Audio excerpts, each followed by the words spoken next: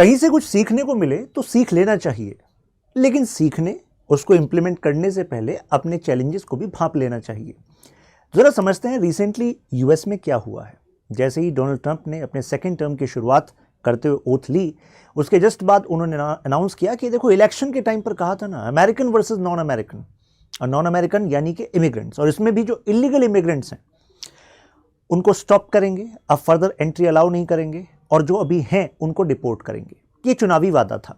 अब यहां पर इलीगल, एलियंस, ये वर्ड यूज हो रहे हैं। इसका मतलब क्या है? जैसे ये आपका देश है, तो आपके देश में जो अभी लोग रह रहे हैं, हम उनको कैटेगराइज कर सकते हैं लीगली इन टू पार्ट। कुछ तो हैं नागरिक, सिटीजन, जैसे आप भारत के नागरिक हो सकते हैं। दूसरे एलियन। एलियन का मतलब है वो फॉरेनर है। अब कुछ एलियन ऐसा भी हो सकता है लीगली हमारे देश में हो। लीगली हमारे देश में कैसे होंगे? जैसे कि वीजा लेकर आए हों काम करने, जॉब के लिए, तो ऐसे में वीजा लेकर आए हैं, तो यानी कि लीगल एलियन है। लेकिन इसमें कुछ इलीगल भी हो सकते हैं। अब इलीगल का मतलब क्या है? इलीगल दो तरीके से है। या तो आपकी एंट्री ही इलीगल थी, जैसे बजरंगी भाईजान मूवी में आपने सुना था, तार के नीचे से आना। अगर कुछ ऐसा हुआ है जैसे कि ईस्टर्न पाकिस्तान और उसके बाद बांग्लादेश की तरफ से इंडिया में लगातार इन्फिल्ट्रेशन होता रहा, या फिर म्यांमार से बांग्लादेश एंड म्यांमार से बांग्लादेश के बाद फिर इंडिया में infiltration of Rohingya Muslims, right. Along with this, जब 1964 में मैसिव राइट्स हुए थे ईस्टर्न पाकिस्तान में, उसके बाद जो बांग्लादेश में, जो मतलब तब ईस्ट पाकिस्तान था, वहां के जो हिंदू माइनॉरिटी थे उनका भी एक बिग इन्फ्लक्स इंडिया में हुआ था। तो क्या वीजा लेकर आए थे? नहीं। तो ऐसे में वो इलीगल इमिग्रेशन के श्रेणी में आएगा। अब इनका क्या बयान है? इनका कहना है कि पहले तो सबसे पहले सोर्स को पहचानो कि यूएस में कहां से इलीगल इमिग्रेशन हो रहा है। तो इन्होंने आइडेंटिफाई किया सदर्न बॉर्डर से हो रहा है, यानी कि मैक्सिको की तरफ से हो रहा है। तो इन्होंने अब एग्जीक्यूटिव ऑर्डर इश्यू किया है जिसमें कि नेशनल इमरजेंसी डिक्लेयर हो गई है, प्लस सिटीजनशिप को भी अमेंड किया है। मतलब सिटीजनशिप को के जो रूल है उसको चेंज करते हुए एक एग्जीक्यूटिव ऑर्डर इशू किया है। अभी मैं एक इंटरेस्टिंग एग्जांपल देकर इंडिया और यूएसए के सिटीजनशिप रूल को कंपेयर भी करूंगा, क्योंकि काफी हम इंडियंस क्रिटिसाइज कर रहे हैं जो डोनाल्ड ट्रंप ने किया है। क्योंकि हो सकता है आपके भी कुछ जानने वाले हों जो यूएस में H1B वीजा लेकर काम करने गए थे, हस्बैंड वाइफ, और फिर उसके बाद उनका बेबी हुआ और वो वहीं पर पैदा हुआ, तो इस वजह से बेबी बन गया है बाई बर्थ सिटीजन, और इस वजह से जो पेरेंट्स हैं उनको भी फिर ग्रीन कार्ड मिल जाता है। तो यानी कि बेबी स्ट्रेटेजिकली यूएसए में करना, ये यूज किया जाता था to have settled life there. लेकिन अब ऐसा नहीं हो पाएगा एज पर दिस ऑर्डर।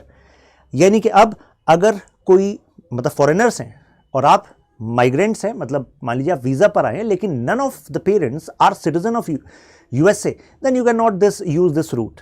अब इंडिया का क्या कानून कहता है, अभी मैं इस पर बताऊंगा। सबसे पहले देखिए, ट्रंप ने ओथ के बाद ये कहा कि सदर्न बॉर्डर को हम एक तरीके से ब्लॉक कर रहे हैं, वहां पर फेंसिंग शुरू करेंगे। क्या ये पहली बार इन्होंने कहा है? नहीं। एक्चुअली इससे पहले वाला जो इनका टेनर था 16 से 20 वाला, उस समय पर भी इन्होंने नेशनल इमरजेंसी प्रोटोकॉल का इस्तेमाल किया था। अब आप कहेंगे यार ऐसा क्यों कर रहे हैं? ऐसा इस वजह से क्योंकि यूएस के कॉन्स्टिट्यूशन के हिसाब से जो यूएस कांग्रेस है, मतलब जो लेजिस्लेटिव ब्रांच है, जैसे कि पार्लियामेंट हमारे यहाँ पर लोकसभा, राज्यसभा, ऐसी वहाँ पर जो हाउस ऑफ रिप्रेजेंटेटिव है, सीनेट है, तो उनके पास अथॉरिटी है अगर फाइनेंसेस को अनलॉक करना हो तो। यानी कि भाई इतना बड़ा बॉर्डर है, उस पर आप बिल्ड करोगे इतनी बड़ी वॉल, करीब 1600 किलोमीटर का एरिया, जिसमें से करीब 1000 से 1100 किलोमीटर बताया जाता है जिस पर फेंसिंग है, बाकी कुछ नेचुरल बैरियर्स हैं। पोरस बॉर्डर है। पोरस का मतलब है आया जा सकता है, जाया जा सकता है, जैसे भी होता भी रहता है। तो पहले भी इन्होंने किया था, कुछ वॉल बनी भी थी, लेकिन फिर इनकी प्रेसिडेंसी एंड हो गई थी, उसके बाद वो काम वहीं रुक गया था। उसके बाद मिस्टर बाइडेन आ गए थे, तो वो अधूरा काम को एक्चुअली पूरा करने वाले हैं अब ये इस वाले टर्म में। इनका कहना है जो मेरी पॉलिसी थी, रिमेन इन मैक्सिको, मैक्सिको में रहो, वही चलेगा। देखिए क्या वर्ड यूज कर रहे हैं, क्रिमिनल एलियंस। अब यहां पर बीइंग इंडियन हमें भी ऐसा सोचना चाहिए कि करीब 7.25 लाख एक रफ आंकड़ा बताया जा रहा है इंडियंस अभी इमिग्रेंट्स हैं वहां पर। अब इसमें से कितने इलीगल हैं, इस पर अलग अलग स्टैटिस्टिक्स आ रही है, लेकिन भाई अगर इलीगली वहां पर रह रहे हैं तो आप वही तो आंकड़ा दे सकते हो जो आपकी अथॉरिटीज के सामने आ गया है कि वीजा ने इतने मंथ्स अलाउ किया था, वो एक्सटेंड कर गए स्टे, तो इसको हम कहेंगे कि ठीक है भाई ये भी इलीगल इमिग्रेंट की श्रेणी में आएगा। एक तो एंट्री वाला होता है, एक होता है आपने स्टे को एक्सटेंड कर दिया एंड आप जो है डिपोर्ट नहीं हो रहे हो, वापस आपको जाना चाहिए था वो आप नहीं कर रहे हो, तो आप इलीगल इमिग्रेंट हो। लेकिन मुद्दा ये है ठीक है, कुछ को ही तो आप आइडेंटिफाई कर पाएंगे, लेकिन कितने इलीगल इमिग्रेंट तो ऐसे होंगे जो वहाँ पर काम कर रहे हैं और आपके बुक्स में भी नहीं हैं, तो आप उनको काउंट कैसे करोगे? तो इस वजह से रफ आंकड़ा बताया जा रहा है। I was reading one statistics, वो कह रहा है, वो रिपोर्ट कह रही है कि 9 लाख के आसपास हो सकते हैं। अब देखते हैं कितना होगा, राइट। तो अब इन्होंने और क्या किया है, एक तो चिल्ड्रन वाला मैंने आपको बता दिया, चाइल्ड बाय बर्थ उसको सिटीजनशिप यहाँ पर नहीं मिलेगी अगर आपके दोनों पेरेंट्स ही यूएसए के नहीं हैं। अब इंडिया का देखिए कानून इस पर क्या कहता है। तो हमारा जो सिटीजनशिप एक्ट है 1955 जो बना bye drawing power from article 11 of Indian constitution, वो कहता है कि पार्लियामेंट तुम्हारे पास पावर है, आप डिसाइड करो किस तरीके से सिटीजनशिप ली जाएगी, किस तरीके से हटाई जाएगी। तो हमारे यहाँ पार्लियामेंट के पास ये पावर है, राइट। यहाँ पर मेरा एक पॉलिटी का क्वेश्चन है आपसे, क्या हमारे देश में प्रेसिडेंट आर्टिकल 1, 2, 3 का इस्तेमाल करके ऑर्डिनेंस को इशू करके सिटीजनशिप प्रोविजंस को चेंज कर सकते हैं क्या? यानी कि जैसे हमारे एक लॉ में, मैं यहाँ पर सिंप्लीफाई कर देता हूँ आपके लिए, जैसे यहाँ पर लिख लेते हैं BRAND, ये 5 तरीके हैं हमारे देश में सिटीजनशिप लेने के एज पर सिटीजनशिप एक्ट। इसमें बाय बर्थ जो अभी यूएस के केस में भी न्यूज़ में है, इसकी चर्चा है, राइट। बाय बर्थ, तो बाय बर्थ हमारे यहाँ क्या है, हमारे यहाँ है कि देखो एक parent, either of the parent should be citizen of India and the other parent should not be illegal immigrant. तो हमारे यहाँ पर भी अगर दोनों फॉरेनर हैं, यहाँ पर रहते हैं लीगली या इलीगली, और वो कोई मतलब शादी करके और यहाँ पर बेबी हो जाता है, तो बाय बर्थ बेबी को सिटीजनशिप नहीं मिलती हमारे यहाँ। यूएस में क्या था कि अगर इलीगल इमिग्रेंट है या फिर लीगल माइग्रेंट है, तो दोनों ही केस में अगर कपल दोनों बाहर के हैं, उनका बेबी वहां पर हो जाता तो बेबी को बाय बर्थ मिल जाती थी। तो यानी कि डिफरेंस शुरू से था या नहीं था, राइट। एक एग्जाम्पल से आपको समझा देता हूँ। जैसे मान लीजिए आप इंडिया के सिटीजन हैं और आपकी शादी हो जाती है एक रोहिंग्या मुस्लिम गर्ल से, उसके बाद जो बेबी आता है, तो क्या वो इंडिया का सिटीजन होगा बाय बर्थ? बताइए। आप तो देखो फादर हैं या फिर मदर का एग्जांपल ले लीजिए, आप इंडिया के सिटीजन हैं, क्या होगा? आंसर इज नो, नहीं होगा। क्योंकि हमारा कानून क्या कह रहा है कि भाई ईदर ऑफ द पेरेंट, यानी कि दोनों में से एक पेरेंट वो तो सिटीजन होना ही चाहिए, लेकिन जो दूसरा है ना वो इलीगल नहीं होना चाहिए, इलीगल इमिग्रेंट नहीं होना चाहिए। तो इस केस में नहीं हो पाएगा, बेबी को बाय बर्थ नहीं मिलेगी सिटीजनशिप, ठीक है। उसके बाद सेकंड एग्जांपल लेते हैं। जैसे आप हैं और कोई फॉरेनर यहाँ पर आया हुआ है जॉब के लिए, वीज़ा पर, लीगल एंट्री है, या फिर से स्टडी कर रहे हैं यहाँ पर, क्योंकि यूनिवर्सिटीज़ में फॉरेनर स्टूडेंट भी रहते हैं। मान लीजिए उनके साथ आपकी शादी हुई, फिर बेबी हुआ, तो अब आप हैं इंडिया के सिटीजन और दूसरा है लीगल माइग्रेंट, वो लीगल माइग्रेंट है, कुछ टाइम के लिए यहाँ पर रह रहे हैं, राइट। तो अब जो बेबी हुआ है, तो क्या वो बाय बर्थ इंडिया का सिटीजन होगा? आंसर इज यस, होगा। कारण क्योंकि दोनों में से एक कम से कम इंडिया का सिटीजन होना चाहिए और दूसरे केस में दूसरा लीगल होना चाहिए। तो भाई visa is a permission, official permission है, तो इस वजह say that is legal, right. तो बाय बर्थ यहाँ पर मिल जाएगी। तो ये तो हुआ सिटीजनशिप लॉ की बात। नेक्स्ट देखिए क्या अनाउंसमेंट है। आपको याद है जो लास्ट प्रेसिडेंसी इनकी एंड हुई थी, उसके बाद चुनाव का जो रिजल्ट था, इन्होंने कुछ टाइम के लिए मानने से मना कर दिया था। तो ऐसे में इनके सपोर्टर्स कैपिटल बिल्डिंग पर आ गए थे, आगजनी कर दी थी। 140 से ज़्यादा जो पुलिस वाले थे उनके साथ मैनहैंडलिंग हुई थी, उन पर भी अटैक हो गया था। तो मतलब एक तरीके से क्रिमिनल एक्ट था कि नहीं था, कि भाई आप अपने देश की पार्लियामेंट में आग लगा रहे हो, तोड़फोड़ कर रहे हो, अब पुलिस पे हाथ उठा रहे हो। लेकिन ऐसे सब लोगों पर जो केस चल रहा था, यहाँ पर डोनाल्ड ट्रंप ने उनको कर दिया पार्डन। पार्डन इज लाइक जा सिमरन जी ले अपनी ज़िंदगी। इसका मतलब होता है तो अब आपको कोई सज़ा नहीं मिलेगी, माफ़ कर दिया आपको। आपको नहीं लगता इससे जो ट्रंप का सपोर्ट बेस है वो स्ट्रांग होगा कि भाई ट्रंप को सपोर्ट करने के लिए जो मन में करो, बाद में ये अगर पावर में आ गए तो फिर तो हमारा बेड़ा पार है, कोई दिक्कत नहीं है। लेकिन आगे से अगर किसी ने करने की कोशिश करी, जब ये टर्म एंड हो जाएगा, तो बता दूं यूएस में आप प्रेसिडेंट 2 बार ही रहते हैं, राइट। तो उसके बाद तो देखो देखना पड़ेगा फिर आपको क्या होगा। Now Trump once again withdrew this environment. जैसे एनवायरमेंट के लिए ट्रीटी पेरिस क्लाइमेट कॉन्फ्रेंस था, पहले वाले टर्म में इन्होंने कह दिया था अरे क्लाइमेट चेंज क्या है, ये तो हॉक्स है, ये तो यूएस की इंडस्ट्रीज़ को टैप करना चाह रहे हैं, मतलब ब्लॉक करना चाह रहे हैं उनकी प्रोग्रेस को। और अभी इन्होंने अपनी जो स्पीचेस थी इलेक्शन से पहले की, उसमें क्या कहा था कि ड्रिल बेबी ड्रिल। और अभी रिसेंट स्पीच, मतलब जीतने के बाद भी उन्होंने ये कहा कि लिक्विड गोल्ड को हम अब डिग करेंगे। और मतलब वो कह रहे हैं कि भाई क्रूड ऑयल, शेल गैस, इन सब पर जो प्रोजेक्ट्स अभी हम एनवायरमेंट क्लियरेंसेस की वजह से हमने थोड़ा सा ब्लॉक किए हुए थे, अब उन सबको रिलैक्स कर दिया जाएगा। तो यानी कि environmental regulations are going to relax in US से, जिससे कि जो प्रोडक्शन ऑफ क्रूड ऑयल है, क्रूड ऑयल प्रोड्यूस होता है वहाँ पर, गैसेस प्रोडक्शन है, तो वो बढ़ जाएगा। ये काम कर रहे हैं। ये वाला बता ही दिया आपको। नाउ अब इसके बाद स्टेप्स क्या होंगे। देखो, इनको प्रॉब्लम थी कि यार ये कांग्रेस मना कर सकती है, आगे काम अटका सकती है। वैसे तो आपको बता दूं वहाँ पर दोनों ही हाउसेस में इस समय पर रिपब्लिकन मेजोरिटी है, लेकिन फिर भी लेजिस्लेटिव ब्रांच में चीज़ें डिले होती हैं। तो उन्होंने कहा भाई मैंने वादा किया तो मैं दिखाना चाहता हूँ कि भाई मैंने तुरंत फैसला ले लिया। तो फाइनली अब इन्होंने फंडिंग अनलॉक कर दी है, प्लस आर्मी को जिम्मेदारी दे दी है। देखो, एक तो होता है होमलैंड डिपार्टमेंट जो इस इलीगल इमिग्रेशन को चेक रखता है, लेकिन यहाँ पर आर्मी को जिम्मेदारी देने का मतलब है कि जो पहले भी नहीं किया था इन्होंने, इस बार वो कर दिया है। कह दिया है कि डिटेंशन सेंटर के लिए आर्मी आप प्रोक्योर करो लैंड। आप अगर इलीगल आपको मिले इमिग्रेंट्स, उनको डिटेन करो, डिपोर्ट करो, इसमें आपको अथॉरिटी दे रहे हैं। आप कोऑर्डिनेट करो आपके होमलैंड डिपार्टमेंट के साथ, लोकल अथॉरिटीज़ के साथ, और आप जो है बिल्ड करना स्टार्ट करो वॉल को। और फंडिंग जो है मतलब जो उनकी फेडरल गवर्नमेंट है वो प्रोवाइड करेगी। तो एक तरीके से जो अधूरा काम था उसको ये पूरा करेंगे। नाउ अब यहाँ पर जो स्मगलर्स हैं, मतलब ये आते कैसे हैं, basically illegal immigrants, smuggling gangs बने हुए हैं। जैसे एक वर्ड यूज़ होता है कोएटिस, ये कोएटिस मैक्सिको में भी यूज़ होता है। तो ये गैंग्स मैक्सिको में, मतलब they are having a clout, मतलब कि आपके साउथ अमेरिका से किसी को एंटर करना हो, एशिया से करना हो, एशिया में चाइना से भी जो यहाँ पर इलीगल इमिग्रेंट बनना चाहते हैं यूएसए में, वो जो डंकी रूट से जाते हैं, डंकी आपने कुछ समय पहले एक वर्ड सुना होगा, मूवी भी आई थी उस पर, तो वो तो कायोटिस से बात करते हैं, या फिर चाइनीज़ हैं तो चाइनीज़ गैंग्स भी वहाँ पर काम करते हैं, स्नेक हेड्स उनको बोला जाता है। एक और वर्ड यूज़ होता है गोटावेज।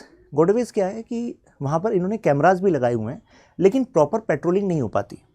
तो ऐसे में गोटावेज में एक ये अपना रिकॉर्ड डिक्लेयर करते हैं कि देखो हमारे पास एक साल में ना इतने ऐसे गोटावेज केसेस थे। इसका मतलब है आपको पता लग गया है कैमरा में कि यस इन्होंने एंट्री करी है, लेकिन बाय चांस वो आपसे छूट गए हैं। तो ऐसा डेटा इन्होंने शो किया और इन्होंने बताया है कि बाइडेन के टेन्योर के दौरान कंडीशंस थोड़ी रिलैक्स थी, इस वजह से इलीगल इमिग्रेशन बढ़ा है। तो ट्रंप इसका इस्तेमाल कर रहे हैं। नाउ कितने लगभग हैं इलीगल इमिग्रेंट्स, तो एक रफ डेटा बताया जा रहा है, ये इनका होमलैंड सिक्योरिटी डिपार्टमेंट बता रहा है 11 मिलियन। 11 मिलियन समझ रहे हैं, करीब 1 करोड़ 10 लाख के आसपास। क्या लगता है आपको इंडिया में कितने इलीगल इमिग्रेंट हैं, अंदाज़ा? क्योंकि भाई अनअकाउंटेबल है, स्टैटिस्टिक्स पे कैसे ट्रस्ट किया जा सकता है।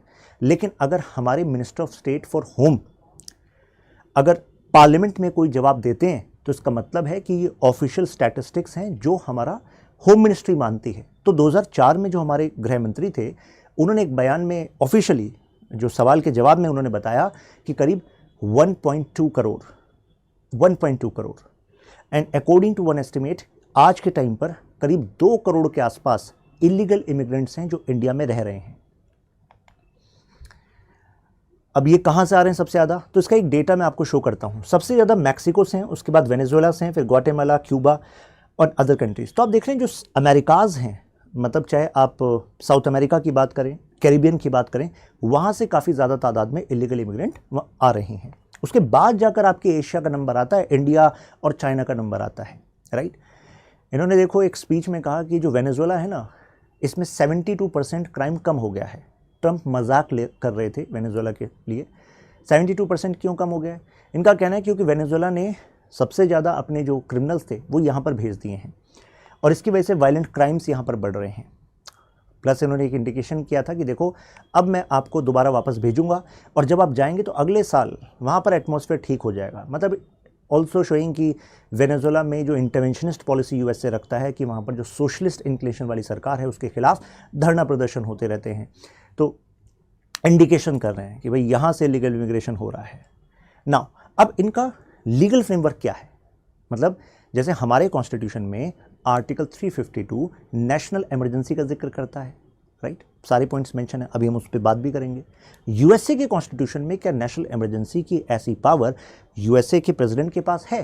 तो देखो, इनके कॉन्स्टिट्यूशन में ऐसा कोई जिक्र नहीं है। यूएसए का कॉन्स्टिट्यूशन तो जिम्मेदारी देता है कांग्रेस को, लेजिस्लेटिव ब्रांच को, कि भाई आप ही इस, अगर कोई इमरजेंट सर्कमस्टेंसेस होते हैं तो Congress will actually take decision with respect to federal government, ऐसा माना जाता था। लेकिन फिर जो 1976 में कांग्रेस ने सोचा कि यार अगर इमरजेंट सर्कमस्टेंसेस आ गए तो ऐसे में कांग्रेस से अप्रूवल लेने में तो टाइम लग जाएगा, तो कायदे में प्रेसिडेंट के पास ऐसी पावर देनी चाहिए। तो फाइनली इन्होंने लॉ लाया, नेशनल इमरजेंसी एक्ट, और इससे इन्होंने ही मतलब जो कांग्रेस ने ही पावर प्रेसिडेंट को दे दी है। तो जैसे इस पावर का इस्तेमाल प्रेसिडेंट करते हैं, जैसे कि अभी इन्होंने किया है डोनाल्ड ट्रंप ने, तो जो 100 से ज़्यादा फेडरल लॉज हैं उसका इस्तेमाल करते हुए इनके पास पावर बढ़ जाती है।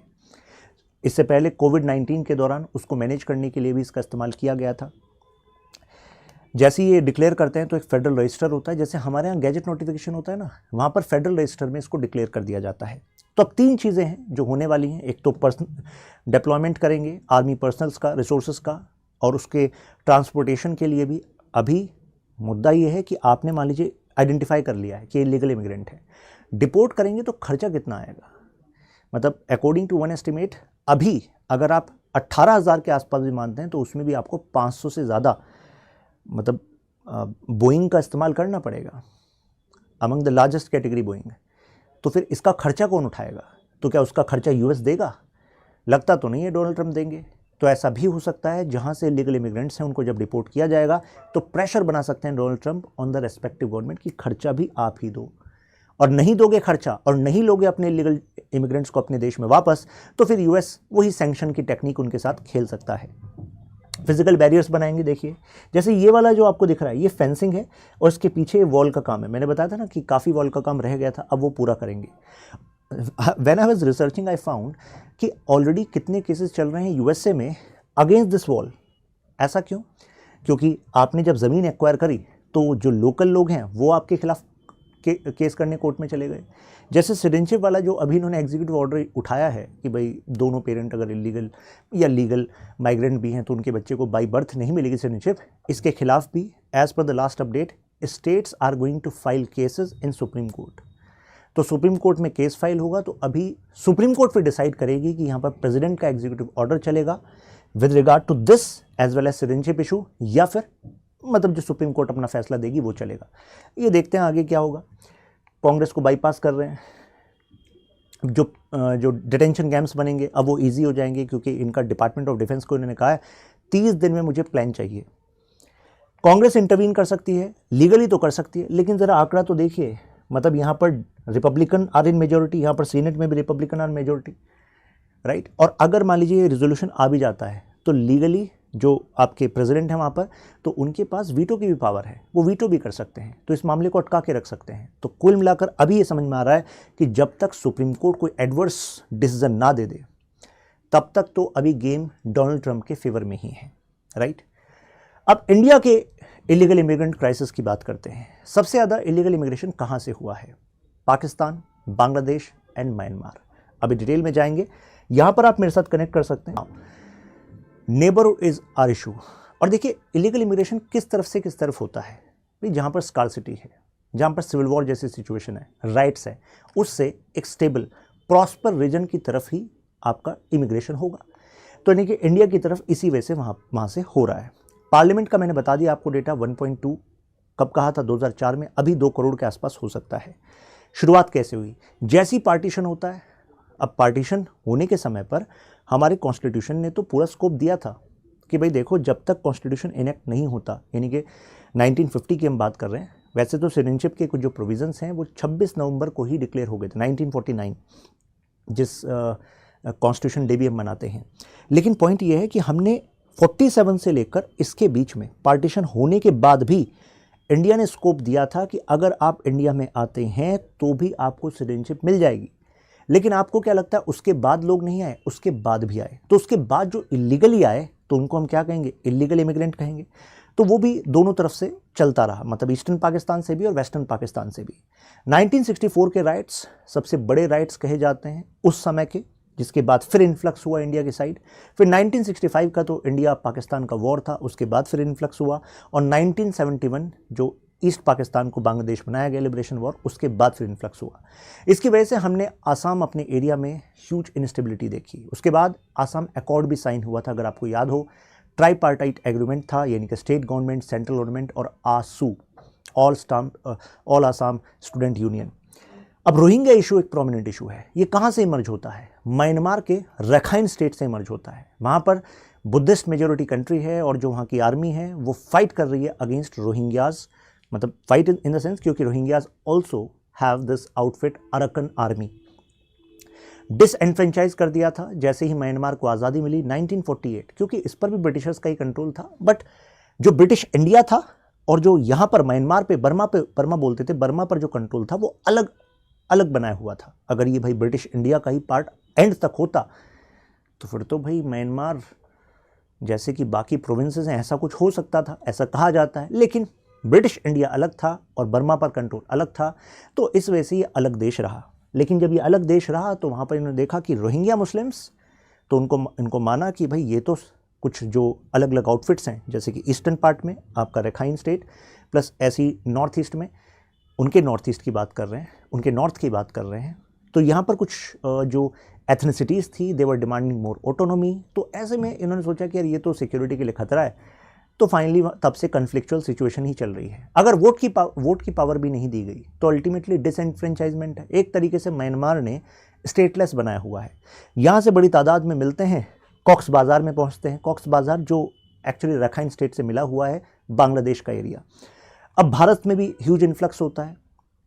अब वहाँ पर हमने ऑपरेशन इंसानियत भी चलाया है, ऑल्दो इंडिया ने कोई यूएन का रिफ्यूजी कन्वेंशन साइन नहीं किया हुआ। जो यूएन का रिफ्यूजी कन्वेंशन है जिसको कोऑर्डिनेट करता है यूएन का हाई कमिश्नर फॉर रिफ्यूजीज़, हम उसकी कंडीशंस पर बाइंडिंग, मतलब हम पर वो बाइंडिंग नहीं है। तो यानी कि अगर इलीगल इमिग्रेंट्स को भारत से बाहर डिपोर्ट करा जाए तो भारत लीगली ऐसा कर सकता है, यूएन हमें बाउंड नहीं कर सकता। हालांकि यूएनएचसीआर का कहना है कि ये तो गलत है, ह्यूमन राइट्स का वायलेशन हो जाएगा। इससे पहले हमारा जो होम मिनिस्ट्री है उसने भी एक बयान दिया था कि हम अलग से आइडेंटिटी कार्ड इशू करेंगे और फिर डिपोर्टेशन के बारे में सोचेंगे। लेकिन डिपोर्टेशन जहाँ करते हैं वहाँ की जो होम कंट्री है वो भी तो अलाउ करे। अब डोनाल्ड ट्रंप के केस में America has this power gap, जिससे वो प्रेशराइज कर सकता है उस कंट्री को कि अपने इलीगल इमिग्रेंट्स को वापस लो, नहीं तो हम ये एक्शन लेंगे। But can India do the same with respect to Myanmar? अरे म्यांमार हमारे लिए स्ट्रैटेजिकली इंपॉर्टेंट है। वहाँ पर अगर मिलिट्री कू ऑलरेडी हो रखा है, वहाँ पर मिलिट्री गवर्नमेंट चल रही है, मिलिट्री गवर्नमेंट से हम कहेंगे नहीं, हम रोहिंग्या मुस्लिम्स को वापस भेज रहे हैं, आप यहाँ पर इनको बसाओ, तो पहली बात तो उनकी आर्मी ऑलरेडी वहाँ पर परसिक्यूशन कर रही है और वो आप उनको प्रेशराइज करोगे, हमारे लिए ऑलरेडी चैलेंज बढ़ जाएगा। क्यों? क्योंकि म्यांमार की आर्मी के साथ बनाकर रखना दो कारणों से ज़रूरी है।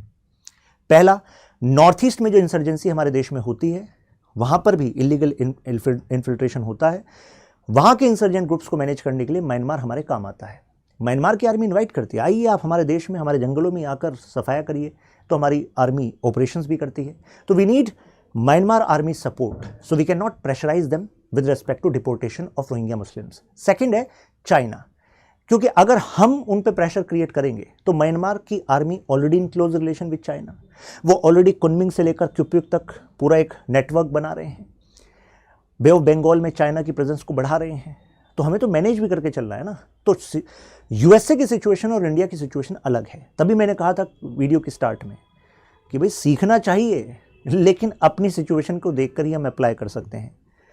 पॉलिटिकल इंस्टेबिलिटी एक बड़ा कारण है, डिस्टर्बेंस हो जाता है लॉ एंड ऑर्डर, मतलब कि जैसे ही लीगल इन्फिल्ट्रेशन होगा तो पॉलिटिकल इंस्टेबिलिटी होती है, लॉ एंड ऑर्डर होता है। जैसे कि आसाम में आप देखते हैं बोडो इशू, क्योंकि इलीगल इमिग्रेंट्स आए, रिसोर्सेज पे कंट्रोल किया, तो इस वजह से इशू है।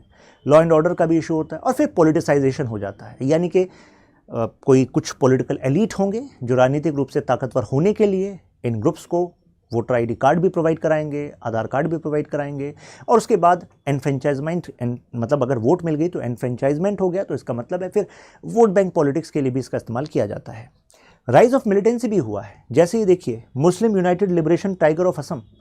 कारण क्यों? क्योंकि अगर इलीगल इमिग्रेंट्स के साथ फिर गलत होगा, क्योंकि लोकल पॉपुलेशन के साथ कॉन्फ्लिक्ट होगा, तो ऐसे में फिर रेडिकलाइजेशन भी हो जाएगा, हथियार उठाए जाएंगे, तो इससे भी इशू है। ह्यूमन ट्रैफिकिंग का भी इशू है।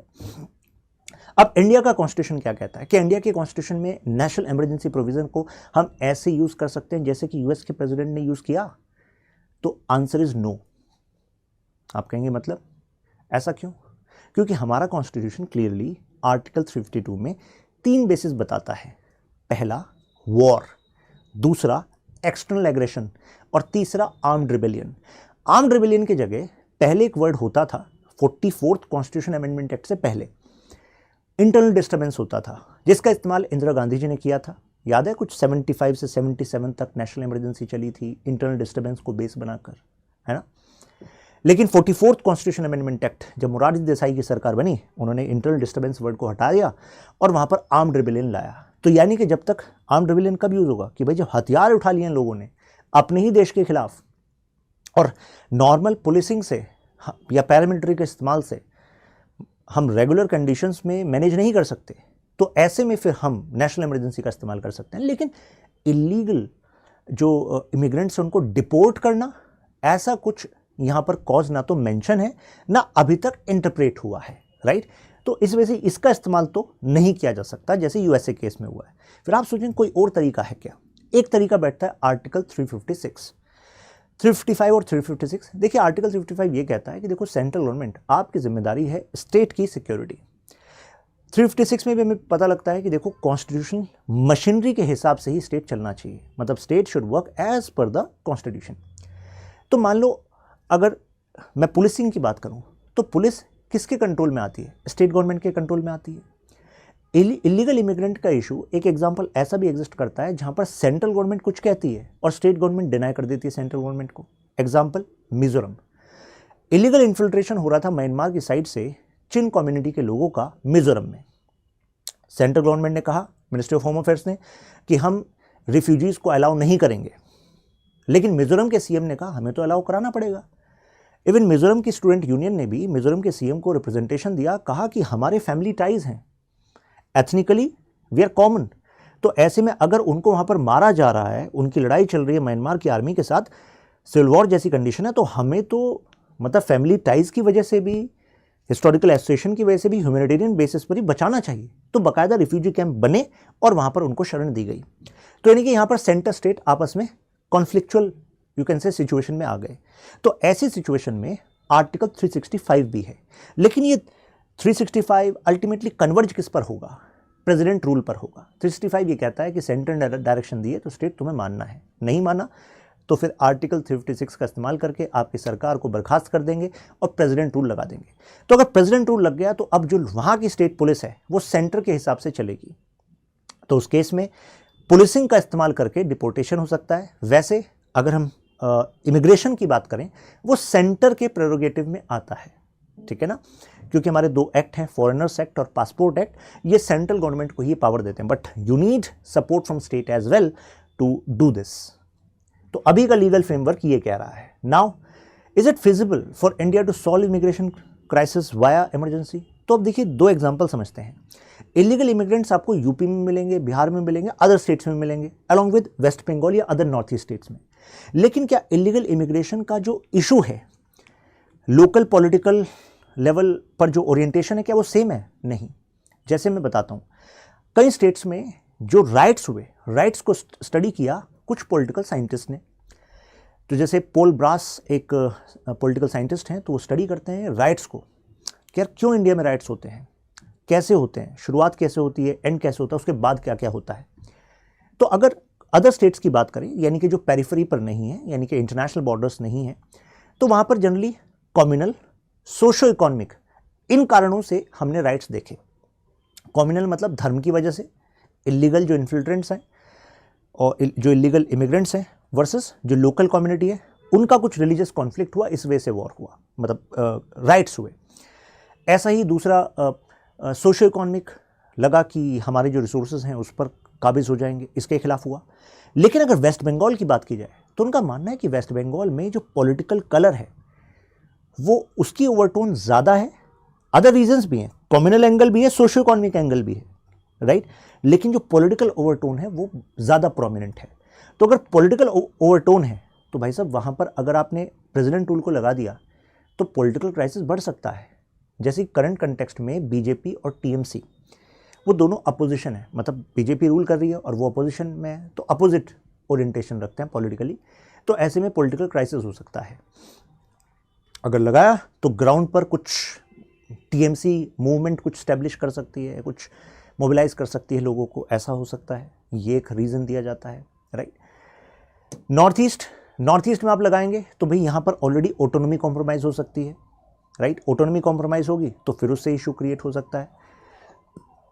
तो इसी वजह से हम कह सकते हैं कि इंडिया के केस में हम यूएस वाली स्ट्रेटजी को एग्जैक्टली इस्तेमाल नहीं कर सकते, लेकिन हाँ, इंडिया में भी हमें स्टीडफास्ट करना पड़ेगा process to resolve this problem of illegal immigration. आप खुद सोचिए, 2 करोड़ की जनता, राइट। और पॉइंट है कि इसकी वजह से जो लॉ एंड ऑर्डर का इशू है, रिसोर्सेज का इशू है, जो क्राइसिस है, उसको कैसे संभाला जाएगा। You have to find solution. अगर आप किसी पर्टिकुलर इशू को केवल कारपेट के नीचे करते रहेंगे तो मतलब that's not the way to ensure national interest. तो that is what is you can say stand of Indian government which is being reflected several times. अब आगे देखते हैं होता है क्या। ये भी कहा जाता है कि इसमें ह्यूमैनिटेरियन एंगल को भी हमें मैनेज करना पड़ेगा, क्योंकि जहाँ पर जिसको मारा जा रहा है उसको वहीं पर धकेल देना ये ह्यूमन राइट्स के खिलाफ है। तो बीच का रास्ता क्या निकलता है, आगे देखते हैं। दूसरा कहा जाता है कि यूएस के साथ कोलैबोरेट किया जा सकता है। अगर वो अपने इलीगल इमिग्रेंट्स को बाहर करने के या फिर इससे रिलेटेड स्ट्रिक्ट पॉलिसी बनाने के एफर्ट्स में काम आता है तो हम उससे सीख सकते हैं, राइट। That is good. फिर हम भी एनहेंस्ड बॉर्डर रेगुलेशंस कर सकते हैं, सिक्योरिटी बिल्डअप कर सकते हैं, क्योंकि कुछ बॉर्डर्स हमारे पोरस हैं, राइट। जो माइग्रेशन प्रोसेस है, इमिग्रेशन प्रोसेस को स्ट्रीट फास्ट कर सकते हैं, इकोनॉमिक डेवलपमेंट कर सकते हैं। जैसे अब म्यांमार के केस में तो ऑलरेडी हम कालादान मल्टी मॉडल प्रोजेक्ट बना रहे हैं। सितवे पोर्ट कहाँ पर है, रखाइन स्टेट में है। तो अगर वहीं पर डेवलपमेंटल अपॉर्चुनिटीज़, मतलब वहाँ पर डेवलपमेंट होगा, इकोनॉमिक अपॉर्चुनिटीज़ होंगी, तो वहाँ से पॉपुलेशन को अपना घर छोड़कर दूसरी जगह नहीं जाना पड़ेगा। तो ये भी एक सोल्यूशन है। तो solution is not just throwing people out, solution is ensuring long term कि यार आगे जाकर भी ये इन्फ्लक्स ना हो। इस वजह से वहीं पर चीज़ों को डेवलप करो, उनकी गवर्नमेंट को रेस्पॉन्सिबल बनाओ। That's how we need to find a way. Humanitarian assistance जैसे ऑपरेशन इंसानियत में हम ऑलरेडी दे रहे हैं। तो मुझे लग रहा है कि अब एक क्लैरिटी आपको इस इशू पर आ गई होगी। अगर सब कुछ है अब तक क्लियर तो मेंशन वाह या फिर अल्ट्रा क्लियर। यहाँ पर आपको इसकी PDF मिल जाएगी टेलीग्राम पर। अब क्वेश्चन देखिए, examine the issue of illegal immigration in India, do you think recent US like approach में वर्क इन इंडिया। अच्छा क्वेश्चन है ये। तो आप अटेम्प्ट करके अपना आंसर यहाँ इस टेलीग्राम ग्रुप में सबमिट भी कर सकते हैं, जैसे बाकी स्टूडेंट्स करते हैं। फिर मिलते हैं आपसे नेक्स्ट वीडियो में। ख्याल रखिए अपना। जय हिंद।